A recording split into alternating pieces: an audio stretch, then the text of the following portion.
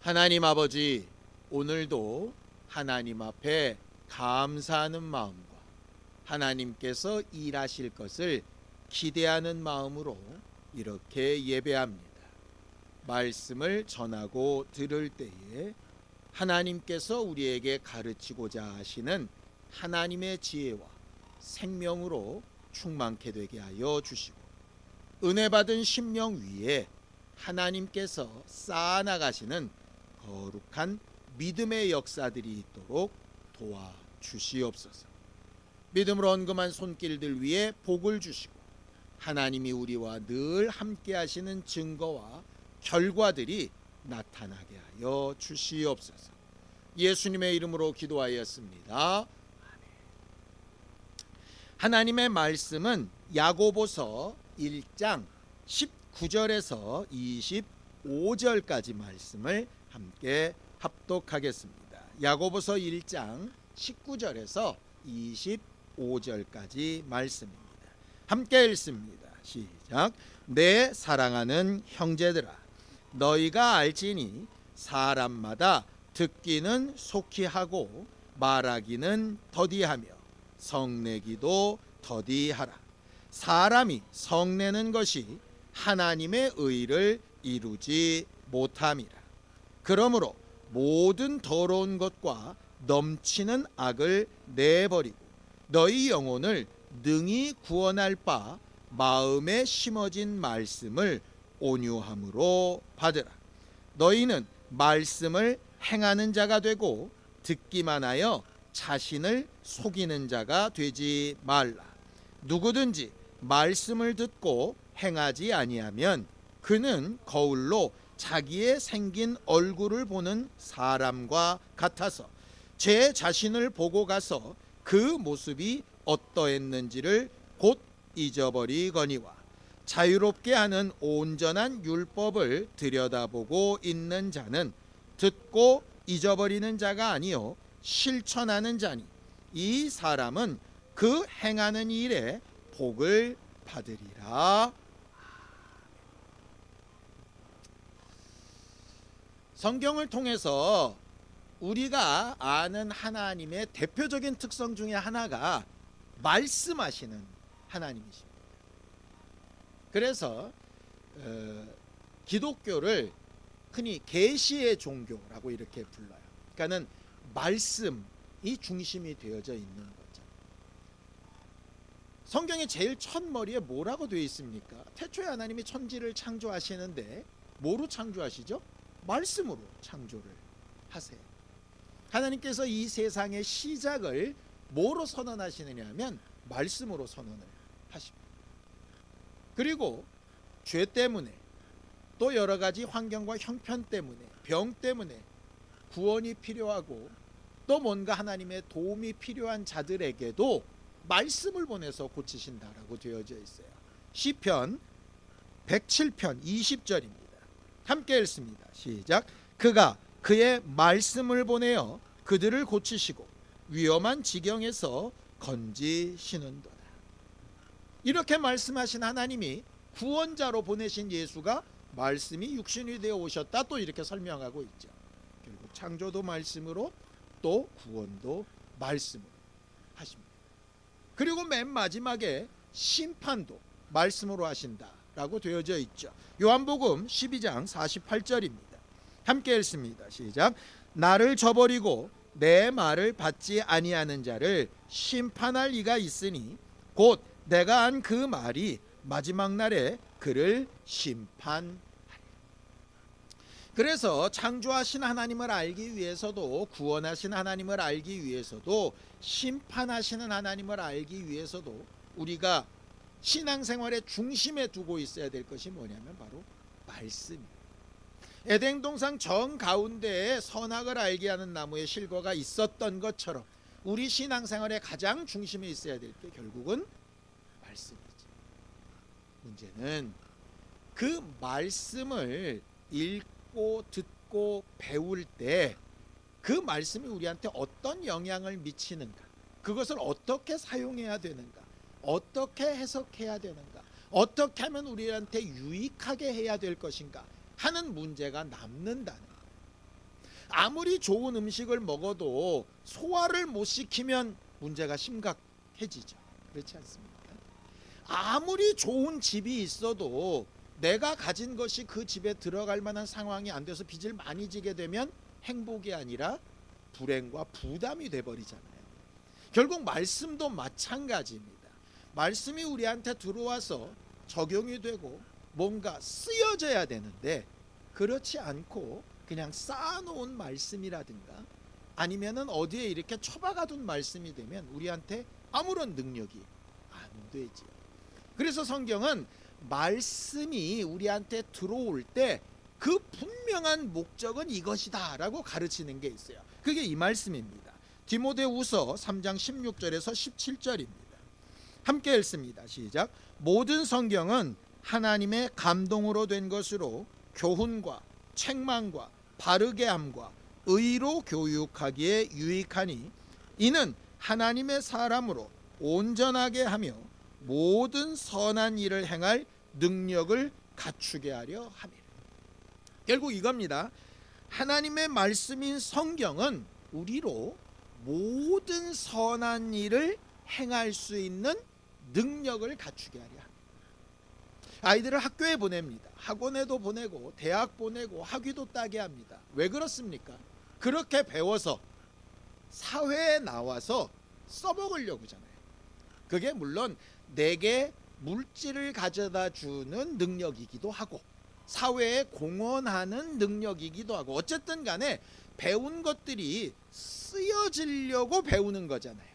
물론 요 지식을 그대로 갖다 써먹는 건 아닐 수 있습니다. 그런 지식들이 쭉 모여서 내 판단이나 선택이나 내가 살아가는 방향이나 가치관에 이렇게 영향을 미쳐서 뭔가 살아가는 일에 필요하니까 그 많은 돈을 내고 공부하고 학교를 다니는 거 아니겠어요? 성경도 똑같다는 겁니다. 말씀은 뭘 목적으로 하느냐? 선한 일을 행하는 능력을 목적으로 합니다. 능력이라 그래서 꼭 귀신 쫓고 병 고치고 뭔가 남들이 못하는 대단한 이적을 행하고만을 능력을 하고 말하고 있지 않습니다. 선한 일이라고 하는 건 생명 살리는 일이죠. 나도 살고 남도 살리는 일을 하는 능력이 있게 하는 겁니다. 이것까지는 다들 부인하지 않아요. 그런데 왜 안 될까 이게? 말씀을 들었는데 왜 선한 일로 나도 남도 살리는 능력으로 이게 연결이 잘 안 될까? 아이들을 좋은 학교, 좋은 학원 엄청난 돈을 들여서 보냈는데 왜 이 아이들의 삶에 좋은 결과로 안 나타날까? 우리 그게 제일 답답한 거 아닙니까? 인풋이 있으면 아웃풋이 나와야 되는데 계속 투자는 했는데 안 나오면 뭔가 문제가 있는 거잖아요. 왜 문제가 있냐? 중간 과정에서 뭔가 어그러져서 그런 거예요.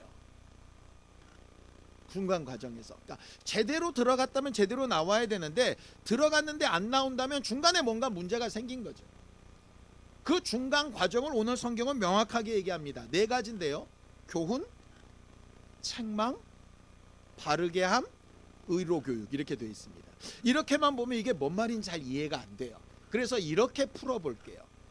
교훈이라는 말의 다른 뜻이 뭐냐 하면 지식이라는 말. 말씀을 딱 들으면 지식이라는 게 생깁니다. 공부를 하면 지식이라는 게 생기죠. 그죠? 수업을 들으면 몰랐던 것을 알게 됩니다. 그게 첫 번째 단계예요. 대부분 이것까지는 잘 합니다. 그렇구나. 이렇게 됩니다. 근데 두 번째 단계로 넘어가야 되는데 그게 이제 적용입니다. 그게 뭐냐면 책망이에요. 내가 몰랐던 걸 알았어요. 알고 났더니 뭐가 생겼느냐? 내가 몰라서 이렇게 했었는데 알고 나니 내가 그렇게 살면 안 되겠구나 라고 뭔가 이게 찔린단 말이에요. 이게 정죄라고 합니다. 정죄. 그래서 성경에도 보면 하나님의 말씀을 듣거나 설교를 듣거나 어떤 상황이 딱 정해지게 되면 이제 찔리게 되죠. 이렇게 되는 겁니다. 세 번째가 중요한데요. 그렇게 잘못했구나 해서 끝나버리면 문제가 심각해지는 거예요. 대부분의 기독교인들이 거기서 잘못했습니다로 끝나니까 회개가 됐다라고 착각해서 문제인 것 같아요. 세 번째가 뭐죠? 바르게 함입니다. 바르게 함은 뭐냐? 잘못됐어요. 그러니까 잘못됐으니까 어떻게 해야 되겠어요? 예, 제대로 된 방향은 뭐야? 라고 목표를 새로 세워야죠. 아이들이 공부할 때 오답 노트라는 게 있습니다. 풀었는데 틀렸어요. 틀린 걸 왜 틀렸는지 알아서 다음에는 이렇게 해야 되겠다가 나와야 되잖아요. 대안이 나와야 되는 거예요. 대안이. 그러니까 내가 새로운 말씀을 들었어요. 그러면 아, 내가 잘못 살았구나, 회개했어요. 그렇다면 내가 이제는 이렇게 살아야 되겠구나 까지 가야 되는 거죠. 이럴 때를 보통 우리는 뭐라고 얘기하느냐? 은혜 받았다 이렇게 얘기합니다. 아, 새롭게 알아서 내가 이렇게 살아보리라, 주여 이렇게 살겠습니다, 이렇게 하는 겁니다. 근데 거기까지 잘 했는데 왜 안 바뀔까? 네 번째 때문에 그렇습니다. 의로 교육하다의 다른 말이 무슨 뜻이냐면 계속 훈련하다라는 뜻이에요. 익숙해질 때까지 훈련하다라는 거예요. 악기를 배우든 아니면 우리가 공부를 하든 어떤 기술을 배우든 처음부터 엄청나게 잘하는 사람은 실제로 많지 않습니다. 대부분은 삐뚤빼뚤하죠. 그런데 이게 어떻게 고쳐지느냐? 반복하는 수밖에 없어요. 목표를 다시 세우고 잘못된 걸 다시 고치고 이 2번 3번을 계속 반복해서 훈련이 돼야 의로 교육이 되는 거거든요. 그래야 살아낼 능력이 생기는 건데 어디서 멈추느냐? 알았다 해서 끝나든가 회개했다고 생각하고 끝나든가 아니면 이렇게 살리라고 결단한 데서 끝나고 반복되는 거를 못 견디는 거죠. 왜 그런 경우 있지 않습니까? 해도 안 되는 것 같으니까 포기해버리잖아요. 얼마 전에도 제가 말씀으로 우리가 나눴었죠. 낙심하지 않으면 때가 이르면 거둡니다. 그런데 무슨 얘기냐? 낙심해버리니까 거기서 반복을 못해버리니까 그냥 주저앉아버리는 거예요. 결과적으로 믿음은 뭘까? 듣는 것도 믿음이고 회개하는 것도 믿음이고 방향을 잘 선정해서 결단하는 것도 믿음인데 진짜는 꾸준하게 그것을 계속 훈련해 나가는 게 사실입니다. 이게 어려운 거죠. 자, 누가 그렇게 얘기하더라고요. 공부는 머리로 하는 게 아니라 엉덩이로 하는 거라고. 딱 진득하니 붙들고 앉아서 막 일어나서 막 나가고 튀어나오고 싶은 이걸 이겨서 훈련해 내는 게 결국 공부하는 거라고 누가 그러던데 아마 그 부분이 신앙에도 적용이 됩니다. 우리들의 올 한 해 신앙생활이 그렇게 되어졌으면 좋겠어요. 하나님의 말씀이 창조나 생명을 구원하는 것이나 심판하는 것에 실질적으로 영향을 미친다면 당연히 우리에게 들려진 말씀도 우리의 삶에 그렇게 실질적으로 영향이 미쳐져야 됩니다. 예수께서 경고하신 말씀이 하나 있습니다. 바리새인들과 서기관들을 대단히 미워하셨는데 그들을 지칭하실 때 아주 항상 따라붙는 수식어가 하나 있어요. 뭐죠? 외식하는 바리새인. 악하고 외식하는 바리새인. 외식하지 말라는 말씀을 굉장히 많이 하세요. 자, 마태복음 24장 51절입니다. 함께 읽습니다. 시작. 어미 때리고 외식하는 자가 받는 벌에 처하리니 거기서 슬피 울며 이를 갈리라. 외식하는 것의 결과가 뭐냐? 슬피 울며 이를 가는 겁니다. 여기서 슬피 울며 이를 갈다라는 말의 원뜻은 뭐냐면요, 아무리 노력하고 수고해도 바뀌지 않다란 말이에요. 이게 절망이라는 뜻이에요. 그러니까 수고하고 애쓰면 뭐가 바뀌어야 되는데 외식하는 사람이 받는 벌은 아무리 수고하고 애써도 안 바뀌는 거예요. 요즘 젊은 친구들이 헬이라는 말을 많이 쓰잖아요. 우리가 사는 이 사색이 대한민국이 지옥이래요. 왜 지옥이냐? 과거 부모들이 살았을 때는 열심히 하면 뭐가 바뀔 것 같았는데 자기들이 사는 세상에서는 열심히 해도 뭐가 안 바뀔 것 같다는 거예요. 지옥은 결국 뭔가를 해도 안 바뀌는 상태를 말하는 것 같아요. 결국 외식하는 자는 그냥 지옥이라는 얘기예요. 아무리 이빨을 갈고 아무리 애써도 아무것도 안 바뀌는 상태. 그렇게 따지면 우리가 십수년 동안 신앙생활에 왔을 때 잘 번해온 부분은 하나님의 나라에서 사는 것이었지만 전혀 변하지 않고 맨날 그 모양 그 꼴이었던 부분은 우리도 모르는 사이에 아마 지옥에서 살고 있었을지도 몰라요. 외식하는 것은 하나님 앞에 가망 없는 것, 이렇게 이야기를 합니다. 외식이 뭐죠? 근데 속이는 거. 그러니까 속은 그렇지 않은데 겉으로 그럴듯하게 보이는 게 보통 우리가 생각하는 외식이죠. 물론 그것도 외식 맞습니다. 그런데 하나님이 여기서 얘기하시는 가망 없다 하시는 외식은 그 정도의 수준이 아니고요. 나조차도 속는 것을 외식이라고. 나조차도 속. 아마 과거에 많이 들으셨을 거예요. 이 외식이라는 이 헬라어 단어가 가면을 쓰다, 연극하다 이런 뜻이에요. 많은 배우들도 어떤 배역에 굉장히 몰두해서 몇 개월을 지내고 나면 사실은 그 사람이 난지 내가 그 사람인지 헷갈려가지고 이게 한동안은 막 못 태어나온다는 얘기를 하더라고요. 그게 진짜 외식입니다. 그러니까 내가 이렇게 기본적인 성향이 그렇지 않은데 그렇게 그냥 잘 근본적으로 훈련이 돼서 바뀐 게 아니라 여전히 나는 그대로 있는데 내가 막 열심히 하다 보니까 마치 내가 그런 사람이 된 것처럼 착각하는 거죠. 대부분 그 바리새인들입니다. 자기도 똑같이 창기처럼 세리처럼 똑같은 상황, 똑같은 형편을 다 가지고 있음에도 불구하고 그런 욕망과 정욕과 그런 잘못과 실수들을 가지고 있음에도 불구하고 자기들이 뭔가 그들보다 하고 있으니까 자기는 그들과는 분명히 다른 존재라고 착각하는 거죠. 그게 외식이에요. 성경을 또 볼까요? 야고보서 1장 22절입니다. 함께 읽습니다. 시작. 너희는 말씀을 행하는 자가 되고 듣기만 하여 자신을 속이는 자가 되지 말라.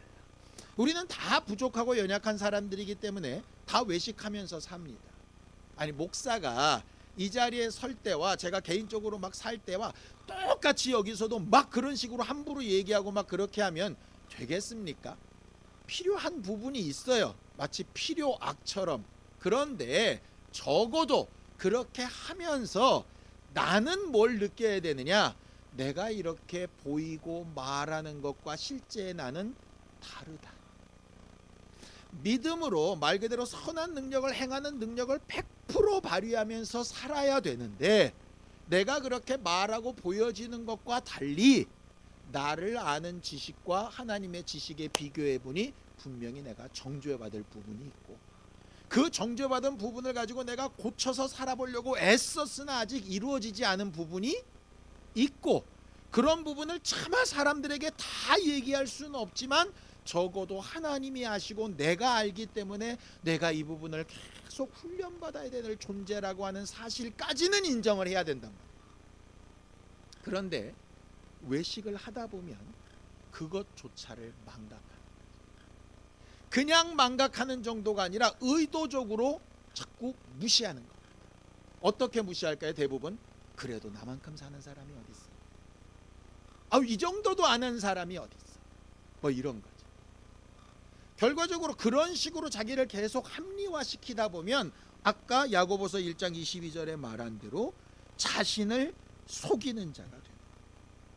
하나님의 말씀을 듣고 안다고 하고 남들도 정죄도 하고 이렇다 저렇다 판단도 해줄 줄 알면서 자기는 전혀 고치지 못하고 있는 상태. 그게 외식이에요.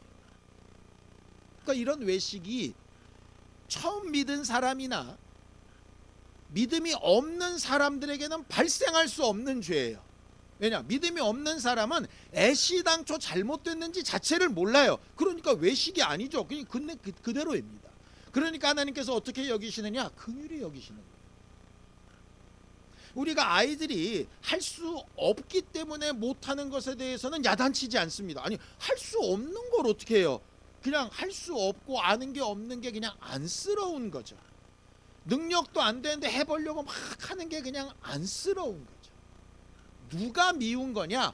분명히 할 능력도 있고 상황도 되고 뻔히 다 아는데 마치 안 하면서 하는 것처럼 남들과는 좀 나은 것처럼 이렇게 하면 보는 우리가 봐도 저 별로다 이렇게 되는 거예요.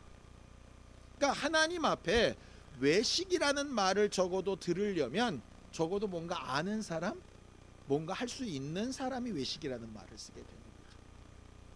그래서 함부로 선생되지 말라는 말씀을 하는 거예요. 먼저 믿은 자가 나중될 수 있다라고 말씀하는 거예요. 왜냐? 100개를 알고 10개 하는 사람보다 하나를 알고 하나를 하는 사람이 훨씬 더 나은 거예요.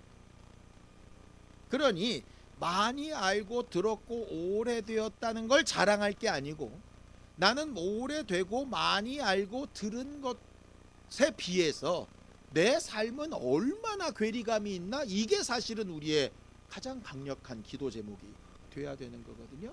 그걸 인정하는 사람은 외식에서는 멀어진 사람이고, 그걸 인정하지 않고 이 정도는 다 그래, 아니면 이 정도 해도 남보다는 내가 나아, 이래버리면 이제 그게 외식이 되는 거예요.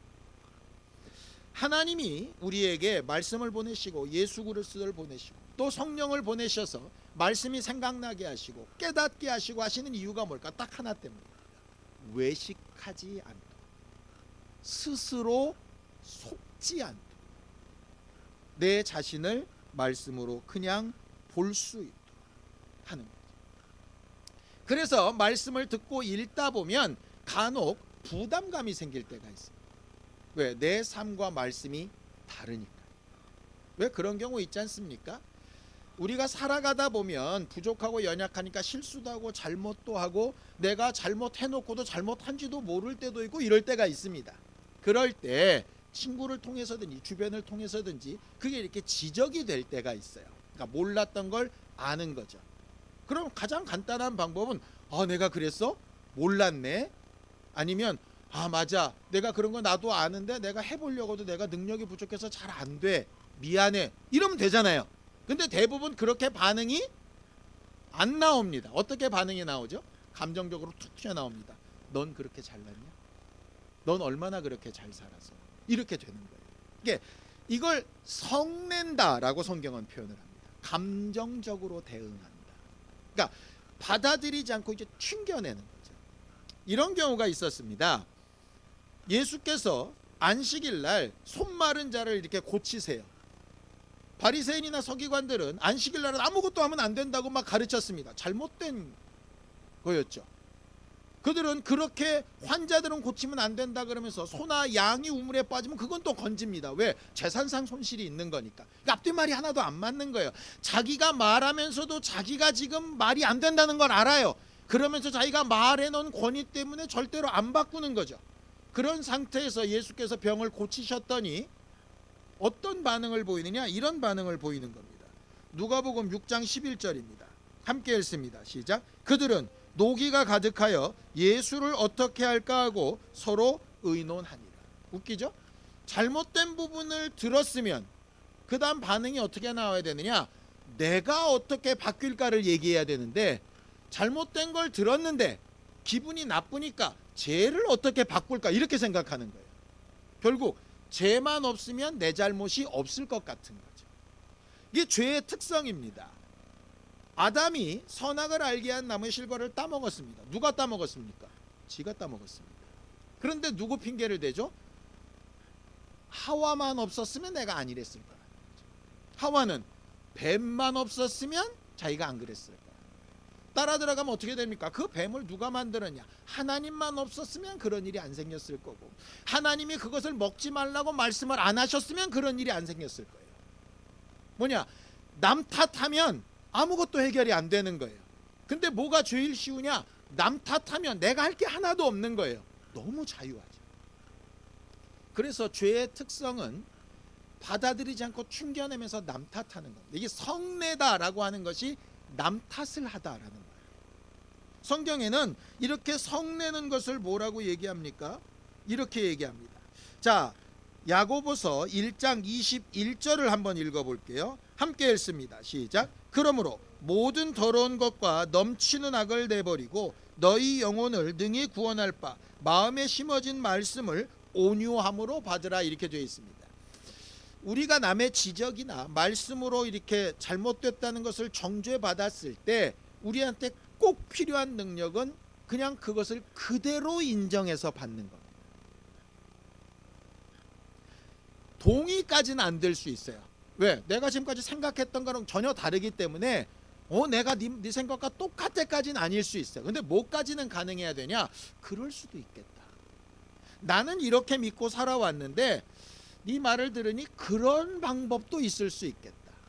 그런 부분도 있을 수 있겠다. 적어도 그 정도 돼야 되거든요. 그걸 뭐라 그러냐면 아까 말한 온유함으로 받으라는 거예요. 하나님의 말씀이 들려올 때 100% 우리가 아멘 이렇게 안 받아들여집니다. 내가 살아왔던 게 있고 알아왔던 게 있고 믿어왔던 게 있는데 말씀 하나 들었다고 확 뒤바뀐다면 세상에 신앙생활 어렵게 할 사람이 누가 있겠어요. 바리새인들이 자기들 나름대로 많은 시간을 걸쳐서 신앙생활을 해왔던 게 있었습니다. 근데 예수가 와서 말씀하시는 게 자기들이 아는 것과 달라요. 그러면 적어도 옳습니다까지는 못해도 저렇게 생각하는 데는 무슨 이유가 있을까? 아니면 저런 말씀에도 일리가 있겠다. 예를 들어 예수께서 병자는 안 고치면서 양이나 소는 건지냐? 말이 안 맞잖냐? 이러면 그럴 수 있겠다. 우리도 모르는 사이에 잘못된 논리에 빠졌을 수 있겠다. 이 정도까지는 적어도 돼야 그 다음이 가능한데 틀렸어. 달라가 아니라 쟤는 틀렸어. 이렇게 돼버리고 나면 아무것도 안 받아들이죠. 그렇게 쟤는 틀렸어. 다른 게 아니라 쟤는 잘못된 거야 라고 받아들이는 걸 성낸다라고 표현하는 거죠. 온유한 말씀에 반대가 있듯입니다. 야고보서 1장 19절에서 20절입니다. 함께 읽습니다. 시작. 내 사랑하는 형제들아 너희가 알지니 사람마다 듣기는 속히 하고 말하기는 더디하며 성내기도 더디하라. 사람이 성내는 것이 하나님의 의를 이루지 못합니다. 성낸다는 게 아까 말씀드렸죠. 탓을 하거나 틀리다고 생각하거나 받아들이지 않는 거예요. 그러면 뭐가 안 이루어지느냐? 하나님의 의가 안 이루어지죠. 아니 뭐가 받아들여지고 그럴 수 있겠다 되어야 이게 정죄도 되고 교육도 되고 고침도 되고 바르게 함도 되고 의로 교육도 되는데 전혀 그 다음 단계로 넘어가질 않아요. 뭐만 받아들이냐? 내가 알고 있는 거에 맞는 지식만 내가 알고 있는 걸 옳다는 근거로 계속 받아들이는 거예요. 그러니까 하나님의 말씀을 들어도 말씀을 읽어도 배워도 다른 사람과 대화를 해도 뭐에만 집중하느냐? 내 생각이 옳다는 근거만 취합하는 거지 조금이라도 다르면 다 틀리다라고 얘기하는 거예요. 그게 성낸다 이런 거. 꼭 막 이렇게 막 폭발하듯 분낸다도 물론 되지만 더 중요한 건 그렇게 배척하다라는 거예요. 그래서 말하는 겁니다. 네 말을 주장하고 그렇게 행동하기 전에 뭘 더 많이 하라고요? 듣기를 더 많이 받아들이라. 그런 비유를 많이 씁니다. 하나님께서 왜 입은 하나만 지으시고 귀는 두 개나 지으셨을까? 말하는 것보다 듣는 거 2배로 하라. 뭐 이런 비유들을 많이 씁니다. 결과적으로 믿음은 들음에서 난다라고 하니까 귀 열고 그냥 설교 시간에 앉아 있으면 그게 믿음이 생긴다라고 착각을 하는데 그거 아닙니다. 아까 말씀하신 대로 들어서 지식이 생기면 그 다음에 정죄로 고침을 받고 바르게 함으로 제자리를 찾아서 계속해서 훈련해 나가는 과정이 필요한데 그러기 위해서는 배척하거나 성내는 것이 있어서는 도무지 그 다음 단계로 진행이 안 된다. 그러니 우리가 기도하며 간구해야 될 부분이 뭐겠습니까?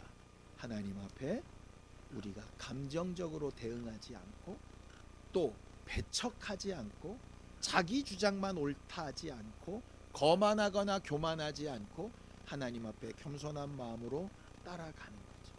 이 말씀을 높아심에 한마디 더하면 그럼 뭐 신천지가 얘기하는 것도 듣고 뭐 안상홍 증인회가 얘기하는 것도 듣고 이단의 소리도 다 듣고 막 그렇게 모든 걸 막 뭉뚱그리라는 얘기냐? 분별하라는 얘기입니다. 일단은 듣고 그 다음에 분별하라는 얘기예요. 말씀으로 분별하는 훈련이 계속 되어 있어야 한다는 거죠. 어린아이들에게는 잘못된 지식이 들어가면 분별이 잘 안 되니까 그때는 이렇게 제한하는 경우가 있습니다. 근데 장성한 경우에는 남이 제안해 주는 게 아니라 본인들이 스스로 듣고 판단해야 되는 거잖아요. 결과적으로 신앙생활은 장성한 분량까지 계속 가는 것이기 때문에 신앙의 초반에 어쩔 때는 제한받는 부분이 있을지라도 그 다음 부분에서는 점점 자유하게 하는 율법을 찾아가는 마음으로 성장해 가야 믿음으로 살아가는 삶이 되는 거죠. 그런데 나이 40, 50이 됐는데도 엄마 어떻게 해야 돼를 묻듯이 목사에게 묻고 아니면 지금까지 해왔던 지식에 갇혀가지고 거기에 계속 주저앉아 있다면 자칫 잘못하면 그냥 주장에 매여 있는 사람이지 믿음으로 사는 사람은 안 될 수 있을지 모릅니다. 야고보서 1장 25절을 읽고 마치겠습니다. 함께 읽죠. 시작. 자유롭게 하는 온전한 율법을 들여다보고 있는 자는 듣고 잊어버리는 자가 아니요 실천하는 자니 이 사람은 그 행하는 일에 복을 받으리. 거울 보는 비유를 들고 있는데요, 제가 이렇게 설교 올라오기 전에는 항상 저 바깥에 있는 거울을 이렇게 봅니다. 왜냐하면 이렇게 움직이다 보면, 설교하다 보면 넥타이가 저도 모르게 막 삐뚤어지더라고요. 나중에 영상을 보면 이렇게 돌아가는 경우들이 간혹 있어요. 그래서 일부러 이렇게 봅니다. 그런데 그렇게 봤을 때 삐뚤어졌네, 그러고 나서 그냥 올라와 버리면 아무것도 수정이 안 되는 거잖아요. 근데 이런 경우가 있어요.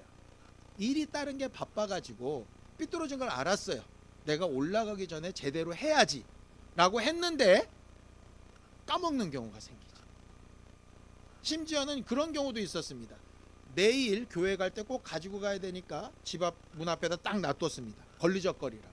근데 그 다음날 나오면서 왜 이런 걸 여기다 둬서 걸리적거리겠고 치우고 그냥 나오는 경우도 있어요. 무슨 얘기냐, 내가 나를 신뢰해버리면, 내가 다음번에 이걸 할 거라고 착각해버리면 보고도 못 고치는 경우가 생겨요. 제일 좋은 방법은 뭐겠습니까? 깨달았어요. 그럼 어떻게 하는 겁니까? 즉시 하는 거예요. 쉽지 않지만 그게 훈련인 거예요. 즉시 하는 거예요. 비록 그렇게 하고 올라와서 막 하다 보면 또 삐뚤어지겠죠. 하지만 제가 또 발견하는 순간 즉시로 고치는 겁니다. 그게 신앙생활하는 방식이에요. 믿음으로 사는 방식이에요. 그래서 사실은 어렵지 않은 거예요. 어렵진 않은데 간혹 귀찮을 때는 있죠. 그냥 좀 편하게 살거나 별로 그렇게 좀 신경 안 쓰고 살았으면 좋겠을 때가 있을 수는 있어요. 그 유혹을 이기는 게 믿음으로 사는 삶. 저는 재밌는 게 성내는 것은 하나님의 의를 이루지 못한다, 그런 말씀이 있는데 과연 우리의 믿음의 표본이 되는 예수는 성 내셨을까 안 내셨을까? 내셨을 것 같아요, 안 내셨을 것 같아요? 성경에 몇 번이나 내셨어요. 막 상 뒤집어 엎으시고 막 하셨어요. 예수님도 똑같네. 똑같네의 문제가 아니고요, 다른 말씀에 이런 말씀이 있죠. 성을 내어도 붐을 품어도 어떻게 하라고요? 해를 넘기지 마라. 육체를 가지고 있는 상황에서는 예수님도 그러셨던 것처럼 옳지 않은 것이나 불의한 것이나 나한테 손해가 되는 것이나 어그러진 것이 보여지면 당연히 성나는 게 당연할 수 있습니다. 왜? 우리의 정욕이라는 게 있어서요. 그것 자체를 없애라고 하신 적이 없어요. 불교나 이런 다른 종교에서는 뭘 없애려고 그러죠? 아예 그 오욕 칠정을 없애려고 그래요. 근데 없애는 방법은 하나밖에 없어요. 죽는 것밖에 없어요. 살아있다면 살아있다는 것 자체가 그게 있다는 거예요. 그 감정이 살아있다는 거예요. 있을 수 있어요. 근데 어떻게 하라는 얘기냐, 있으면 말씀으로 그게 교정이 돼야 된다. 교정이. 일주일 걸리던 게 5일, 5일 걸리던 게 3일, 3일 걸리는 게 이틀, 이틀 걸리는 게 30분 하는 거죠. 물론 30분까지 줄었을 때 항상 20분, 5분으로 줄까요? 아니요. 오늘은 30분 걸려서 돼서 뭔가 된 것 같았는데 그 다음에 듣더니 또 한 5일 가는 거예요. 그럴 수 있어요. 그런데 낙심하지 않고 다시 훈련해서 돌이키고. 신앙생활은 그래서 끝없이 죽을 때까지 주님 앞에 설 때까지 하는 거예요. 예수께서 십자가 사건을 앞두고도 끝없이 그가 계속해서 일하셨던 이유가 그것 때문에, 내가 해야 될 일, 할 수 있는 일을 하는 거예요. 듣고 해야 되는데, 예전에는 했는데, 내가 이런 때도 있었는데, 그게 믿음으로 사는 삶이 아니라 지금 내가 해야 될 일을 하는 거예요. 이번 한 주간 우리가 들은 말씀, 배운 말씀, 큐티하며 생각하는 말씀, 또 성령으로 생각나게 하시는 말씀, 어떤 상황에서 내 반응을 보고 깨닫게 하시는 여러 가지 말씀, 그 말씀들이 나를 구원하기도 하고 심판하기도 하고 새롭게 살리기도 하고 인도하시기도 하는 그런 능력이 되어서 그 말씀으로 선한 행실을 살아가는 능력을 채워나갈 수 있는 우리 모두가 되기를 예수님의 이름으로 축원합니다. 기도하겠습니다. 하나님 아버지, 하나님께서 우리를 도우시고 인도하셔서 오늘도 주의 말씀을 따라 순종하며 살게 하시고 하나님께서 일하시는 증거와 위로와 능력으로 살아가게 하여 주옵소서. 외식하지 않게 하여 주시고 스스로 무엇인가 된 것처럼 착각하지 않게 하시고 우리의 연약함과 부족함을 겸손히 주께 고백하며 하나님 앞에 한 걸음씩 한 걸음씩 더 나아가는 진실한 믿음으로 사는 교회가 되게 도와주시옵소서. 하나님, 우리의 연약함을 고백하고 부족함을 고백하고 하나님의 도우심이 없이 살 수 없음을 인정하며 하나님의 위로와 후원하심을 구합니다. 하나님께서 매 순간 매 순간마다 우리를 말씀으로 가르치시며 성장시키시고 살아가게 하셔서 하나님을 더 가까이 하는 신실한 교회가 되도록 도와주시옵소서. 예수님의 이름으로 기도하였습니다. 이제는 우리 주 예수 그리스도의 은혜와 하나님 아버지의 극진하신 사랑과 성령님의 감동하시고 함께 하시는 분명한 증거가 하나님의 말씀을 듣고 배우는 이유를 잘 알고 선한 능력으로 행하기 원하는 우리 모두 위에 이제부터 영원까지 함께 있을지어다. 아멘.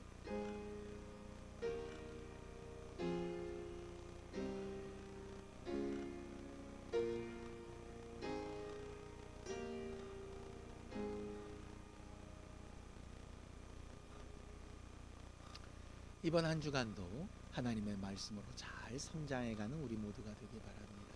수고하셨습니다. 감사합니다.